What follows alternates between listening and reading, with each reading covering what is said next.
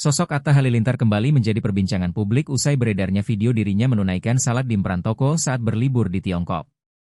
Tayangan tersebut memicu perdebatan warganet mengenai sah atau tidaknya ibadah yang dilakukan di tempat umum.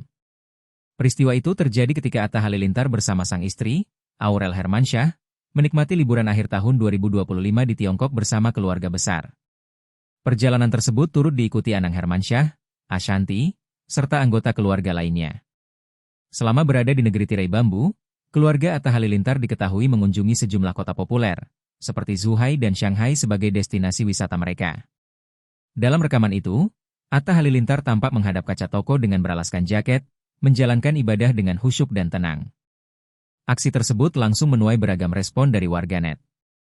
Sebagian memuji keteguhan Atta Halilintar dalam menjaga ibadah, sementara yang lain mempertanyakan pilihan lokasi salatnya.